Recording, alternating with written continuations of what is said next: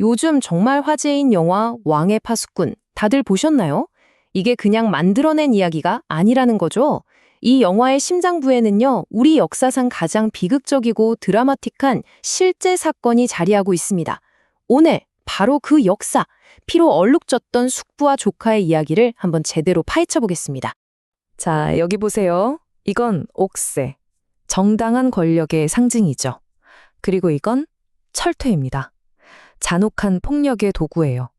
과연 한 나라의 권력이 어떻게 이 옥새에서 저 무시무시한 철퇴로 넘어갈 수 있었을까요? 이 슬픈 질문이 바로 비운의 왕 단종과 그의 숙부 세조 이야기의 핵심입니다. 모든 비극에는 시작이 있기 마련이죠.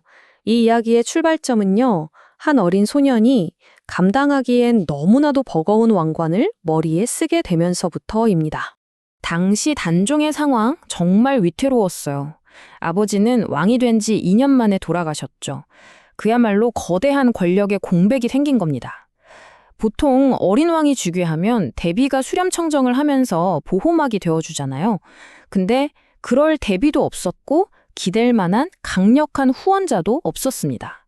말 그대로 그냥 언제 무너질지 모르는 옥좌에 홀로 앉아 있었던 거예요.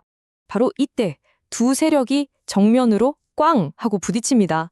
한쪽은 돌아가신 왕의 뜻을 받들어서 어떻게든 어린 왕을 지키려 했던 김종서 같은 충신들, 그리고 다른 한쪽은 야심으로 활활 불타오르던 왕의 삼촌, 바로 수양대군, 그러니까 미래의 세조와 그를 따르는 무리들이었죠. 이 충돌은 피할 수 없는 운명이었습니다. 자, 그럼 이제부터는 그 들끓던 갈등이 어떻게 피비린내 나는 권력 천털로 폭발하는지 그 순간으로 들어가 보겠습니다. 1453년 10월 10일, 바로 그날 밤입니다. 역사는 이날을 개요정난이라고 기록하죠. 수양대군은요, 자기의 가장 큰 정족이었던 김종서의 집을 찾아가서 이 철퇴로 무자비하게 내리쳐 살해합니다. 이걸 시작으로 정말 단 하룻밤 만에 반대파들을 싹 다 제거해버려요.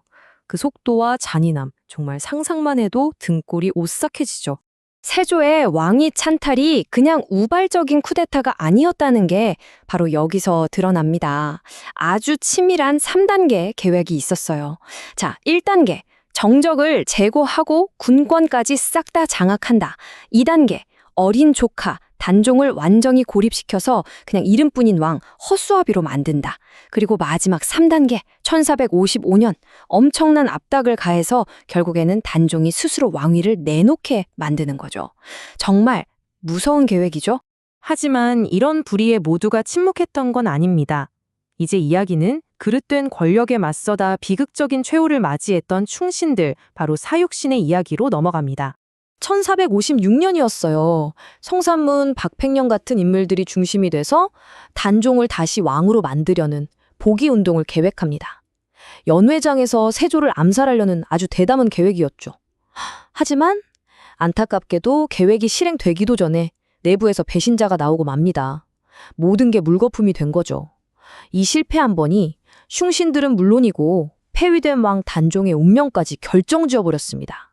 이들의 용기가 얼마나 대단했는지 이 한마디에 전부 담겨 있습니다.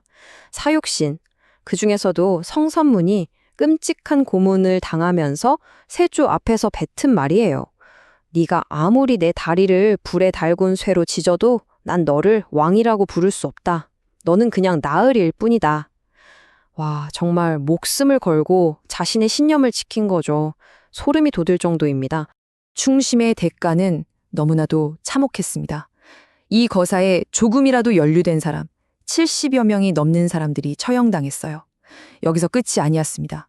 그들의 가족들까지 삼족이 멸해지거나 노비가 되는 그야말로 멸문지화를 당한 겁니다. 이 70 플러스라는 숫자, 그 뒤에 얼마나 많은 피와 눈물이 있었을까요? 자, 이제 이야기는 이 기나긴 비극의 정점, 한 소년 왕의 고독했던 마지막 순간으로 향합니다. 결국 17살의 단종은 유배를 떠나게 됩니다. 어디로 갔냐면 사방이 강으로 막혀서 배 없이는 오도 가도 못하는 외딴 섬 같은 곳, 바로 영월 청영포였어요. 완벽한 고립이죠. 그곳에서 그는 이런 시를 남겼다고 해요. 두견새 소리도 끊기고 새벽 산에 기대니 저무는 달만 외로이 걸려 있구나. 얼마나 외롭고 슬펐을지 그 마음이 전해지는 것 같지 않나요? 단종의 죽음을 재촉한 건 또 다른 복의 시도였습니다. 그의 또 다른 삼촌 금성대군이 반란을 계획하다가 발각된 거예요. 이러자 세조의 신하들이 들고 일어납니다. 전하, 이 모든 화의 근원을 없애야 합니다. 라면서 단종의 죽음을 강력하게 요구하죠.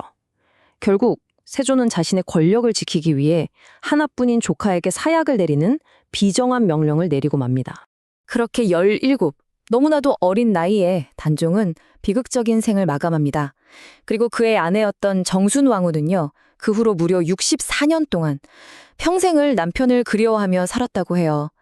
매일 아침 동쪽을 향해 있는 산봉우리에 올라서 남편이 유배된 영월 땅을 바라보며 통곡했다는 이야기는 정말 그 슬픔의 깊이를 짐작조차 하기 어렵게 만듭니다.